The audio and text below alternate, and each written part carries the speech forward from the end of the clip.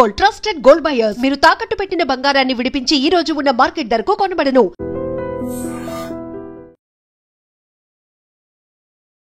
Visakha Gurudwara junction లో HP petrol bunk, Shantipuram junction లో ఒక్కసారిగా ఆర్టీసీ బస్సు ప్రయాణిస్తున్నటువంటి ప్రయాణికులతో దాదాపు 130 మంది ప్రయాణికులతో ప్రయాణిస్తున్నటువంటి బస్సులో ఒక్కసారిగా మంటలు చెలరేగాయి. పూర్తిగా మీరు చూస్తున్నారు కాలిపోయినటువంటి పరిస్థితి.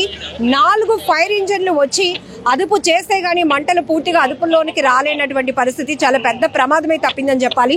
ఒకవైపు ఇక్కడ మీకు హెచ్పీ పెట్రోల్ బంక్ ఉంది, మరొక వైపు పైన హై టెన్షన్ వైర్లు కూడా ఉన్నాయి.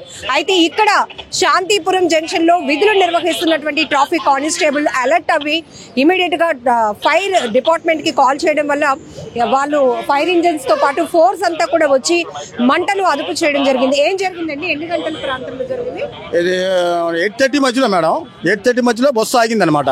బస్సు ఆగినప్పుడు పబ్లిక్ అంతా పాసెంజర్ ఉంటారు కదా, దిగిపోయి వెళ్ళిపోతున్నారు. ఏంటి దిగిపోయి వెళ్ళిపోతారని చూస్తుంటే బస్సు నుంచి పొగల్లాగా వస్తున్నాయి. సిగ్నల్ పడినప్పుడే ఈ సిగ్నల్ ఇంకా కదలలేదని నేను ముందుకెళ్ళి చూశాను. ఫ్రంట్కి వెళ్ళి చూడగానే ప్రజలందరూ దిగుతున్నారు. చూస్తే బస్సులో ఫ్రంట్ ఇంజిన్ దగ్గర మంటలు వస్తున్నాయి. డ్రైవర్ లేరు, ఎవరు లేరు, అందరు కిందకి దిగిపోయారు. సరే కదని చాలా ప్రమాదం అవుతుందని చెప్పి ఇంకా ఫైర్ మంటలు ఎక్కువ అవుతున్నాయి. ఎక్కువ అంటే ఇమీడియట్ గా కంట్రోల్ రూమ్ వారికి, పోలీస్ కంట్రోల్ రూమ్ వారికి తెలియపరిచాను మేడం. తెలియపరిచి మళ్ళీ law and order police 4th law and order వాళ్ళకి తెలియపరిచాను మేడం. ప్రజలకు ఏమీ కాలేదు మేడం, ప్రజలకు ఏమీ కాదు. ఎలా దాదాపు నేను చూసినప్పటికెళ్ళి ఒక 100-120 మంది ప్రజలు, అలా అంటే బాగా ఎక్కువ. యాక్చువల్గా అయితే బస్సు కెపాసిటీ 60-70 మంది అనుకో, కానీ ప్రజలు ఈ మూగిని ప్రజలు వీళ్ళందరూ కలిపి నేను అలా వెళ్ళిపోతుంటే వెంటనే ఇమీడియట్గా మన కంట్రోల్ రూమ్ తెలియపరిచాను. ప్రజలకు ఏమీ కాలేదు, పబ్లిక్ ఏమీ కాదు. వేరంగా స్పందించడం వల్ల, చెప్పడం వల్ల మన ఫైర్ ఇంజిన్ వాళ్ళు వచ్చారు. వచ్చి మొత్తం 2-3 లారీలు వచ్చి బాగా ఫైర్ చేశారు. అందరూ వచ్చారు, మన ప్రెస్ వాళ్ళందరూ వచ్చి బాగా స్పందించి ఒక్కసారిగా ఆర్టీసీ బస్సు అగ్నికేళ్లలో చిక్కుకోవడంతో తీవ్ర భయాందోళనకు గురైనటువంటి పరిస్థితి. ఎందుకంటే టైర్లు పేలిన శబ్దంతో ఒక్కసారిగా అందరూ పరుగులు పెట్టారు. అండ్ హై టెన్షన్ వైర్లు పైనుంచి ఉన్నాయి. ఇటు చూస్తే పెట్రోల్ బంక్ ఉంది. ఇమీడియట్ గా గానీ రెస్పాండ్ అవ్వకపోయి కొన్ని కాస్త లేట్ అయితే అదే కొద్దిగా లేట్ అయితే మాత్రం చాలా ప్రమాదం. ఒక బ్లాస్టింగ్ కూడా అయిందన్నమాట టైరు. వెంటనే ఇమీడియట్ గా ఫైర్ తో ఆపించాం. ఇది వేరంగా తెలియపరచడం వల్ల కొంచెం పబ్లిక్ కి, ప్రజలకి చాలా అందుబాటులో, చాలా ఎవరికి ఏమీ కాలేదు, గాయాలు కూడా అవ్వలేదు, అంతా సేఫ్ గా ఉన్నారు పబ్లిక్ అంతాను. కాకపోతే ఆర్టీసీ బస్సు కాలిపోయిందమ్మా. అది విశాఖ గురుద్వార్ దగ్గర ఉన్నటువంటి పెట్రోల్ బంక్ ఆపోజిట్ లో ఆర్టీసీ బస్సు దగ్ధమవుతున్న దృశ్యాలు మీరు చూస్తున్నారు. అసలు ఏం జరిగింది? ఒక్కసారిగా బస్సు ప్రమాదానికి గురి కావటం. కండక్టర్ గారు ఏమైంది అసలు? మేము కుర్మన్పాలెం నుంచి 7:10కి బయలుదేరామండి. విజయనగరం వెళ్తున్నాం. చాలా విపరీతంగా అయిపోయింది. జనాలు కూడా విపరీతం, అంత ఇంత కాదు, వద్దు అంటున్నా ఎక్కేస్తున్నారు. తర్వాత మరి అది ఇక్కడికి వచ్చేటప్పుడు బండి ఆగింది. వెనకాల ఆటో వాళ్ళు వచ్చి బాబు లోపల నుంచి మంటలు వచ్చేస్తున్నాయి చూసుకుంటే కింద దిగి చూసాము. చూసేది అప్పటికే మంటలు వచ్చేస్తున్నాయి. జనాలు అందరినీ కింద దించేసి మేము కింద దిగిపోయాము. అసలు అగ్నిమాపక సిబ్బంది ఎంత ప్రయత్నిస్తున్నా కూడా మంటలు అదుపు రాలేనటువంటి పరిస్థితి ఉంది. మరొక వైపు ఇప్పుడు ఈ బ్లూ కలర్ డబ్బాలో నీళ్ళు మావి కాదు ఆలివి. సో ఇంకా ఎక్కువ శాతం ఇక్కడ మనకి పెద్ద పెట్రోల్ బంక్ కూడా ఉంది గురుద్వారా జంక్షన్ లో. ఇక్కడ మనం చూసే గనక ఇది అదుపులోనికి వచ్చే ప్రయత్నం అయితే గనక అగ్నిమాపక సిబ్బంది చేస్తున్నారు. ఓవర్లోడ్ అంటే ఎంతమంది స్ట్రెంత్ ఉండొచ్చు అంటారు? పొద్దునకే ఓవర్లోడ్ అంటే ప్రజెంట్ బండిలో 130 మంది ఉన్నారు. 130 మంది ఉన్నారు. ఈ సర్వీస్ ఏంటండి? ఎక్కడి నుంచి? విజయనగరం, కోర్మన్పాలెం నుంచి విజయనగరం. కోర్మన్పాలెం టు విజయనగరం అంటే మార్నింగ్ కే అంత స్ట్రెంత్ రావటం వల్ల వెహికల్స్ ఫిట్నెస్ లేని పరిస్థితులు కూడా చూస్తున్నాం కదా. బస్ ఫిట్నెస్ ఎట్లా ఉంది? ఫిట్నెస్ బాగానే ఉన్నదండి. మేము రోజు ఇదే బండి, చాటు బండి కదా, రోజు వెళ్తుంటాం కదా. ఈ రోజు చాలా ఎక్కువ అయిపోయాయి. ఆటోలో వచ్చి స్ట్రైక్ అంటున్నారు, దాని మీద ఎక్కువ వచ్చారు. ఇక్కడ మీరు సిగ్నల్ లో ఆపేటప్పటికి మంటలు వచ్చాయి. ఆటో వాళ్ళు చెప్పారు మాకు, బాబు ఏదో మంటలు వస్తున్నాయి. సైడ్ నుంచి ఫ్రంట్ డైర్ నుంచి వచ్చాయి. ఆటో వాళ్ళు మాకు చెప్తే మేము చూసి అప్పుడు వాళ్ళందరినీ కింద దించేసాం. అప్పుడు ఫైర్ పెద్ద అయిపోయింది. వాళ్ళందరూ వెళ్ళిపోయారు. మా బస్సులు దిగినారు. సో ఇక్కడ మనం చూడొచ్చు కోర్మన్పాలెం టు విజయనగరం వెళ్తున్నటువంటి బస్ సర్వీస్ ఏదైతే ఉందో AP31Z0254 bus fourth town petrol bunk దగ్గరికి వచ్చేటప్పటికి ఒక్కసారిగా అందులో మంటలు చెలరేగటం అనేది ఆటో డ్రైవర్స్ అయితే గమనించారు. ఆటో డ్రైవర్స్ గమనించి బస్సులో నుంచి మంటలు వస్తున్నాయని చెప్పేటప్పటికి వెంటనే కండక్టర్ అలాగే డ్రైవర్ గారు కూడా ఇద్దరు అలర్ట్ అవ్వడం జరిగింది. బస్సులో అప్పటికే ఉదయానికే అంటే దాదాపుగా 8:30 ప్రాంతంలో ఈ ఘటన జరిగింది. ఉదయానికే ఎక్కువగా బస్సులో స్ట్రెంత్ ఎక్కువ ఉన్నారు, 130 మంది వరకు ఉన్నారు అని కూడా చెప్తున్నారు. ఇమీడియట్ గా సమాచారం అందుకున్నటువంటి అగ్నిమాపక సిబ్బంది ఘటనా స్థలికి చేరుకుని మంటలను అదుపు చేస్తున్నటువంటి దృశ్యాలు. ఇప్పటికే ఇది మార్నింగ్ హైవే కాబట్టి ఎక్కువగా జనాల రద్దీ కూడా ఉంటుంది. ఈ క్రమంలోనే ట్రాఫిక్ డైవర్షన్ కూడా మనం చూస్తూ ఉన్నాం. అలాగనే ప్రజలు ఇటువైపుగా ప్రయాణించే వాళ్ళు కూడా అయ్యో ఒక్కసారిగా పొద్దునకే ఆర్టీసీ బస్సు ఇలా ఫైర్ అయిపోతుంది అనే ఘటన చూడటానికి చాలా మంది వెహికల్స్ రోడ్డు మీదే ఆపి మరి ఈ దృశ్యాలు చూస్తున్న పరిస్థితి ఉంది. అయితే కండక్టర్ గారు ఒక ఆవేదనగా చెప్తా ఉన్నారు ఏంటంటే పొద్దునకి అంటే ఫిట్నెస్ లు చెక్ చేసుకుని మేము సర్వీస్ స్టార్ట్ చేస్తాం మేడం, కాకపోతే ఏంటంటే ఎక్కువ మంది ప్రజలు ఉండడం జరుగుతుంది, 130 మంది వరకు బస్సులో స్ట్రెంత్ ఉన్నారు, ఓవర్లోడ్ వల్ల ఈ ప్రమాదం జరిగి ఉంటుంది అని చెప్తున్నారు. సో పూర్తిగా మంటలు అదుపులోనికి వచ్చిన తర్వాత అసలు ఏం జరిగింది అనే దానిపైన కూడా ఒక క్లారిటీ వచ్చే అవకాశం ఉంది. సో ఆర్టీసీ బస్సులు ఇలా ప్రమాదాలకు గురి కావటం అనేది ఒక రకంగా ఆందోళనకు గురి అయ్యే పరిస్థితి అని కూడా చెప్పచ్చు. ఇక్కడ మీరు చూస్తున్నారు ఫైర్ సిబ్బంది అయితే కనుక ఫోమ్ తో అలాగే లిక్విడ్ తో కూడా ఈ మంటలను అదుపు చేసే ప్రయత్నం చేస్తున్నారు. జనరల్ గా ఇక్కడ పెద్ద petrol bunk HP petrol bunk ఉండటం వల్ల మంటలు గనక వ్యాపిస్తే గనక చాలా తీవ్రమైన ప్రమాదంగా మారే అవకాశం ఉంటుంది. మరొక వైపు హై టెన్షన్ వైర్లు కూడా పైనుంచి కనపడతా ఉన్నాయి. సో ఇప్పటికీ కూడా ఒక 20 నిమిషాల నుంచి కూడా అగ్నిమాపక సిబ్బంది ఫైర్ డిపార్ట్మెంట్ సిబ్బంది అంతా కూడా శ్రమిస్తున్నా కూడా అదుపులోనికి రాలేనటువంటి పరిస్థితి ఉంది. సో బస్ కండిషన్ చూస్తే కనుక అంటే ఫిట్నెస్ వరకు బాగానే ఉంది మేడం, ఎందుకంటే రెగ్యులర్గా ఈ సర్వీసు కోర్మనపాలెం నుండి విజయనగరం వరకు వెళ్తూ ఉంటుంది అని చెప్తున్నారు.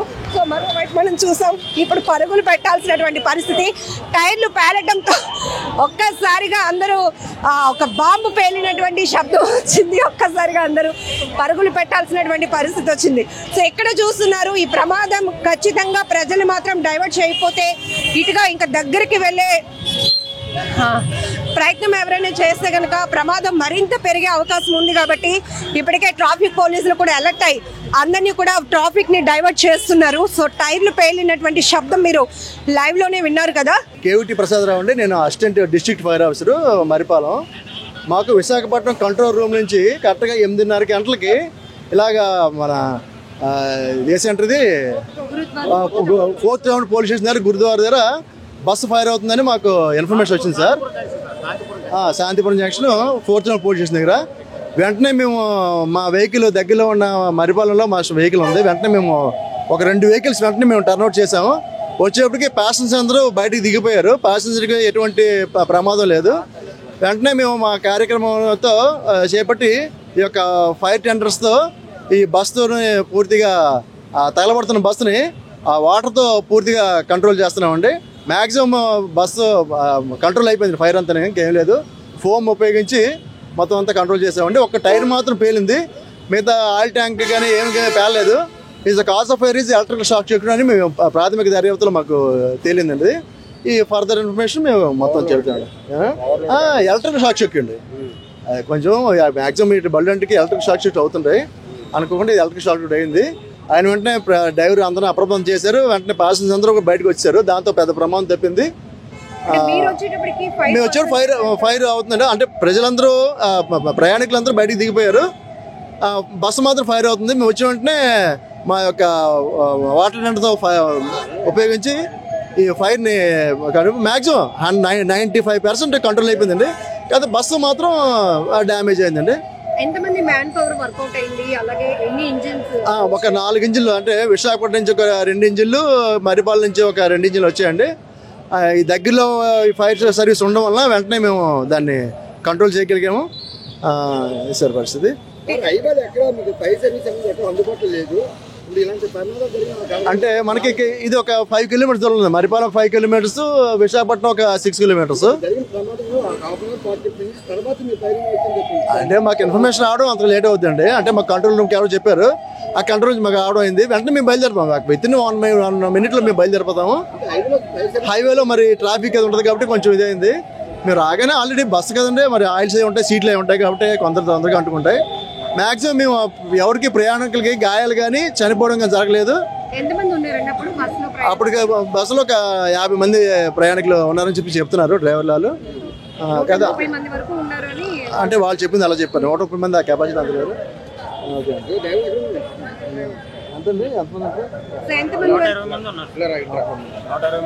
కానీ చిన్నది ఫైర్ అవగానే నేను అందరినీ దించి పక్క పంపించానండి. పక్కన బంక్ కూడా ఉంది. బంక్ కూడా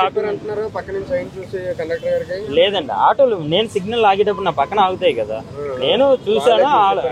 లేదు సార్, నేను చూసి అంత ఆల్ చూసి చెప్పి అంత ఫైర్ అయితే మాత్రం నేను ముందు ఉండను సార్, ఎందుకంటే నాకెందుకు ఫైర్ అయింది. ఫైర్ అనేది అలాగా ఫైర్ అవ్వదండి, కానీ ఎలక్ట్రికల్ కంప్లైంట్ వస్తుంది. చిన్న సర్క్యూట్ అయ్యాక మేము వాటర్ వేసి ఆర్పేసినా ఆగిపోతుందండి. మరి ఇంత ఫైర్ అవ్వదండి. కాకపోతే ఏంటంటే వర్షం పడడం వల్ల మేము సైడ్ రోడ్ల నుంచి అటు నుంచి ఇటు నుంచి వచ్చేటప్పుడు వాటర్ ఎక్కువ తుల్లిపోవడం వల్ల అది ఎక్కువ ఫైర్ అవ్వడానికి కారణం అయిందండి. కానీ ఎప్పుడైతే ఫైర్ అవుతుంది అనగానే నేను ముందు ప్యాసింజర్ని అందరినీ, స్టూడెంట్స్ కానీ చాలా మంది ఉన్నారండి, దించి ముందు సైడ్కి పంపించి బంక్లో 120 మంది ఉంటారు సార్. 120 మంది ఓవర్లోడ్ వల్ల కూడా అవుతుంది. కానీ ప్రజెంట్ అయితే ఎలక్ట్రికల్ షార్ట్ సర్క్యూట్ సార్. బండికి కూడా మొత్తం అది సెన్సర్ సిస్టమ్ అండి, అది మొత్తం వైరింగ్తోనే. స్టూడెంట్స్ ఎక్కువ అండి. స్టూడెంట్స్ కంపల్సరీ ఈ బస్సు, ఎందుకంటే అవంతి కాలేజీ, రఘు కాలేజీ, ఇది కోరమణపాలెం నుంచి విజయనగరం అండి. ఎక్కువ స్టూడెంట్స్ ఎక్కువ ఉన్నారండి బస్సు. మంటలు అంటే అప్పుడు టైం 8:20 అవుతుంది మేడం. ఆ టైంకి బండి ఇక్కడ ఒక 2 నిమిషాల ముందు చిన్న స్మెల్ వచ్చింది. సిగ్నల్లో ఆపాను మేడం. సిగ్నల్లో ఇంకా నాకు గ్రీన్ ఉంది కానీ దగ్గరలో ఇంకా ఆపేసాను. ఆపేసి స్మెల్ వస్తే కండక్టర్ గారిని దిగి చూడమన్నాను. స్మెల్ వస్తుందో ఒకసారి చూడండి అంటే ఆయన కిందకి దిగి చూశారు. చిన్న మంట వస్తుందని చెప్పగానే ముందు ప్యాసింజర్లు అందరినీ దించేసి సైడ్కి పంపించి తర్వాత వాటర్ వేసి చూశాను మేడం, ఆగలేదు. ఈలోపు అలా ఫైర్ ఎక్కువైపోతుంది. పాయింట్లో కానిస్టేబుల్ ఉంటే వెంటనే వచ్చారు. వస్తే ఇలా ఫైర్ అయిపోతుందంటే ఫైర్ ఇంజిన్కి ఫోన్ చేశారు. ఇప్పుడు వచ్చారు మేడం, ఆర్పుతున్నారు. అంతే, ఎవరికి జనాలకి ఏం కాలేదు. వెంటనే చిన్న ఫైర్ రాగానే జనాలందరినీ దించి పక్క పంపించాం మేడం. సర్వీస్ ఇది కోరమణపాలెం నుంచి విజయనగరం వెళ్ళే బస్సు మేడం, 111V. అంతే మేడం. అంటే 120 మెంబర్స్ అలా ఉన్నారు మేడం. అంటే వర్షం పడ్డది కదా మేడం, వర్షం వల్ల ఈ అక్కడక్కడ గొయ్యలు ఉంటే వాటర్ తుల్లిపోద్ది కదా, దానివల్ల వైర్లు ఫీజులు అవి షార్ట్ సర్క్యూట్ అయ్యి అలా అయింది మేడం. ట్రావెల్ అయినా ఎప్పుడు ప్రాబ్లం రాలేదు. అంటే వాటర్ వల్ల, వర్షం వల్ల ఇది వైర్లు తడి తగలగానే ఆటోమేటిక్గా షార్ట్ సర్క్యూట్ అయిపోయింది మేడం. అంతే. హెవీ లోడ్ కూడా కారణమే మేడం, కానీ హెవీ లోడ్ అనేది ఎప్పుడూ ఉంటుంది మేడం ఈ బస్సులు. రెగ్యులర్ గా మీరు ఆర్టీసీలో ఉన్న సిచ్యువేషన్స్ లో ఫిట్నెస్ కి సంబంధించి కూడా చాలా కంప్లైంట్స్ ఉన్నాయి. ఇది చాలా లాంగ్ ట్రావెల్ అవుతుంది. ఇప్పుడు కోరమణపాలెం టు విజయనగరం అంటే ఎన్ని కిలోమీటర్స్ మీరు జర్నీ చేయాల్సి వస్తుంది? అంటే 75 కిలోమీటర్లు ఒక సైడ్ కాదు, 75 వస్తుంది. అలా డేకి ఎన్ని ట్రిప్స్ అండి? డేకి 2 ట్రిప్లు మేడం. అంటే 300 కిలోమీటర్లు. 4 సింగిల్ అండి. హెవీ లోడ్ ఎప్పుడు ఉంటుంది మేడం, ఎక్కడ కూడా గ్యాప్ ఉండదు మేడం బస్సు. ఆటోల్ స్ట్రైక్ అన్నారండి, దాని మీద ఇంకా ఎక్కువ పెరిగిందండి. ఆటోల్ స్ట్రైక్ అని అన్నారు, దాని మీద ఇంకా జనాలు ఎక్కువ పెరిగారు. అందువల్ల విపరీతం లోడు 130 దాటిపోయారు. దీని కెపాసిటీ 65 యాక్చువల్గా.